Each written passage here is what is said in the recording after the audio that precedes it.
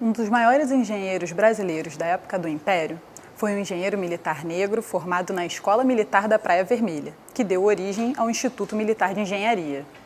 Um homem que entrou para a história como um engenheiro, militar e um grande lutador nas causas abolicionistas.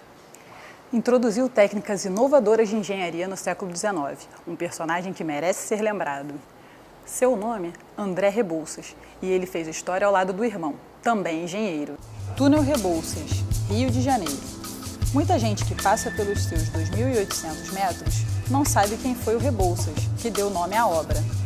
Na verdade, são dois Rebouças homenageados, André Rebouças e o irmão Antônio. De acordo com a Prefeitura do Rio de Janeiro, o túnel no sentido da Lagoa ao Rio Comprido se chama Antônio Rebouças. André Rebouças é o sentido contrário, do Rio Comprido à Lagoa.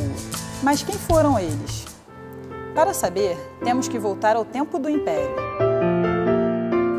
Negros e filhos de uma família baiana de poucos recursos, os irmãos Rebouças nasceram um em 1838 e o outro um ano depois. Eles se mudaram para o Rio de Janeiro ainda crianças com a família. André vem de uma família, de um homem de uma visão aberta, tão aberta, que conseguiu exercer o direito na Bahia, onde o direito sempre foi muito bem avaliado, sem ter feito o curso. Só pelo prestígio que ele, o Antônio, o pai, tinha junto à época, sendo um mulato, filho de um português, alfaiate, e de uma escrava alforriada. André e Antônio estudaram no Colégio Militar e se formaram na Escola Politécnica da cidade. Completaram seus estudos na Escola Militar da Praia Vermelha, em 1859, e se formaram engenheiros militares.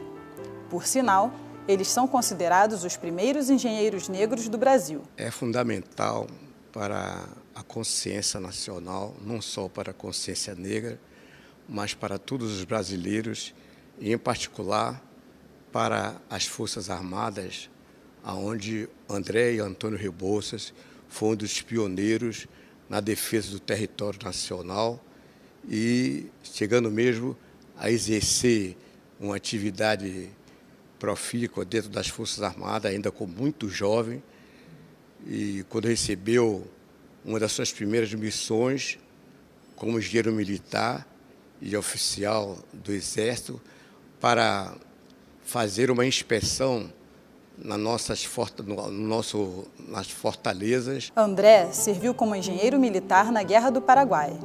Foi o autor de projetos como o dos portos do Maranhão, do Rio Grande do Norte e do Rio de Janeiro.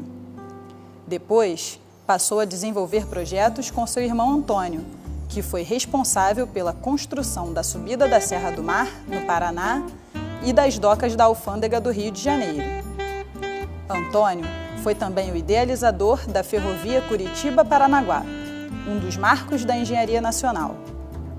Mas ele não chegou a realizá-la, porque morreu em 1874, aos 34 anos. André sempre esteve à frente da luta abolicionista.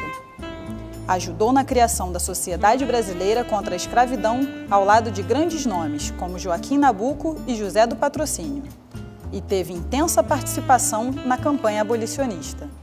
O símbolo que ele constitui junto a essa elite que resolve se bater pela abolição da escravatura é uma imagem muito importante, porque é uma imagem de uma pessoa formada, de uma pessoa de grande valor intelectual e de grande competência no exercício da sua profissão.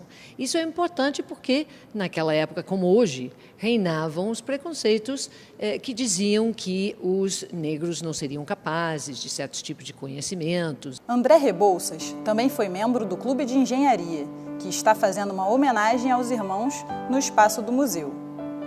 Com destaque para André, que foi sócio do clube, fundador da biblioteca e o primeiro responsável por ela.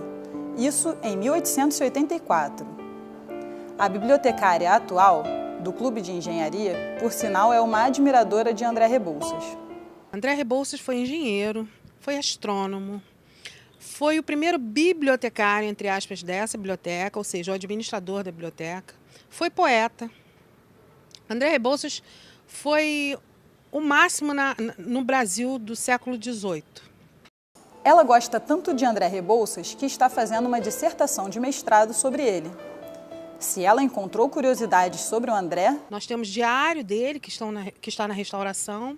Nós temos ata da criação do clube, ata da nomeação dele, de quando ele foi responsável administrativamente pela biblioteca. Então, André Rebouças é o ar que eu respiro nesse momento. Obras raras sobre André Rebouças também podem ser encontradas na Biblioteca Nacional. O André Rebouças escrevia sobre todos os assuntos, ele era um talento incrível, admirável. Então você vai encontrar obras de engenharia como obras de cunho social, de caráter político, sobre estradas, ferrovias, navegação, mas sempre com uma ênfase. Todo o texto dele, mesmo o texto científico, tinha um caráter, uma abordagem bastante social, né? Ele tinha uma preocupação muito grande com o conforto, com a condição humana. André Rebouças era um grande amigo da família imperial. Tanto que, com a proclamação da República, ele saiu do Brasil junto com Dom Pedro II e sua família. Foi correspondente do The Times de Londres, depois foi para a França e para a África. Mas seu fim acabou sendo triste. Vai para Funchal, Ilha da Madeira, e é ali que ele falece. Ele falece absolutamente desgostoso da vida.